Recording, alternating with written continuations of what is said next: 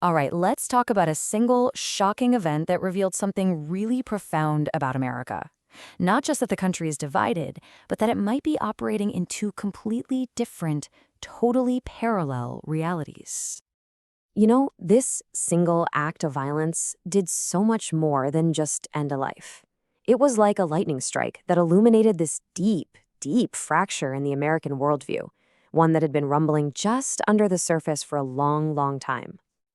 So, the source material we're looking at calls this event the Quake, the assassination of the prominent conservative voice Charlie Kirk. It was a massive shock to the system for sure. But, and this is the key, as dramatic as that event was, the reactions that followed, well, that's the real story here. And that fracture, it was immediate. I mean, instantly. On one side, you had social media just lighting up with celebration. People saying the world was safer. Some even joking that the assassin shot the wrong guy. But on the other side, it was seen as nothing less than a martyrdom, a soldier of God silenced by evil. See, the country didn't just split on its opinion, it split on its fundamental understanding of what had actually just happened. This is where the core metaphor from our source really comes into play. The assassination itself, that's the quick, that initial violent tremor. But it's the aftershocks that truly destabilize everything. These are the waves of interpretation, the clashing languages, and these completely incompatible worldviews that came flooding in right after.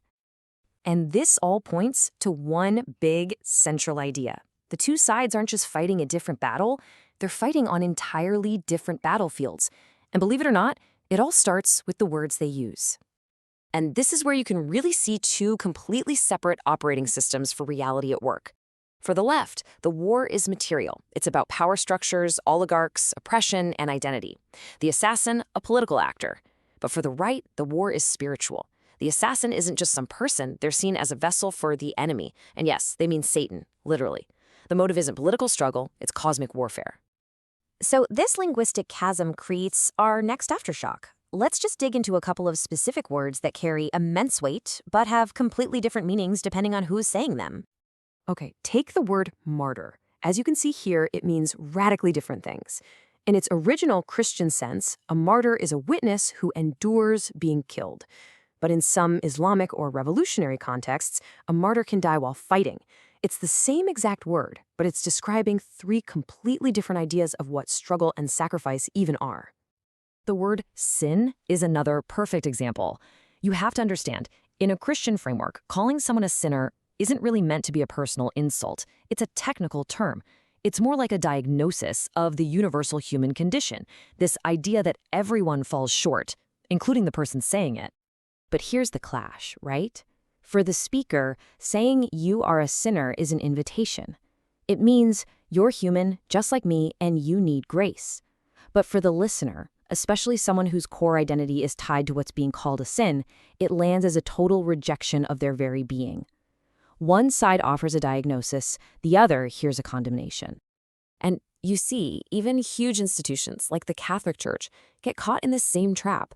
They might adopt a more welcoming, inclusive tone, but the core rules for full participation in something like communion, they often stay the same. So to an outsider, it can feel like a total bait and switch, an offer of welcome that withholds real, genuine inclusion. And now we get to what the source calls the most jarring aftershock of all, a complete 180-degree reversal in how each side understands the connection between language and actual physical violence. So here's the great inversion. On one side, the mantra is words are violence, that harmful speech is like a physical blow.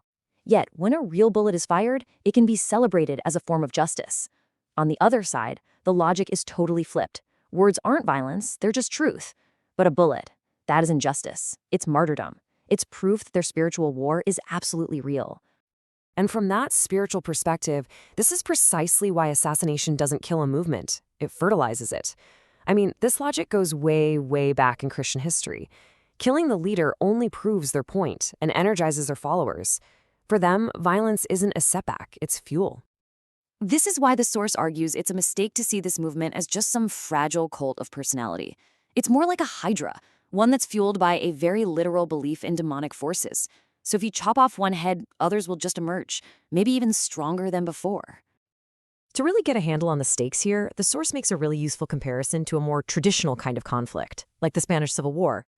And the difference is profound. Look, in Spain, you had two ideologies, fascists and communists, fighting a material war on a single, shared battlefield. They at least agreed on what the fight was about. Today, it is completely different. One side is fighting a material war against systems of oppression. The other side is fighting a spiritual war against Satan and his demons. They aren't even on the same field.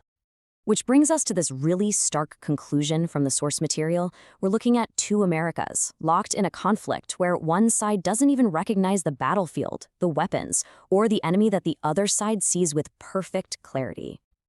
The ground has fractured. The aftershocks just keep rippling outwards, and it all leaves us with a final and, frankly, a deeply unsettling question to think about. What happens when the two sides of a conflict are fighting different wars on different planes of existence entirely?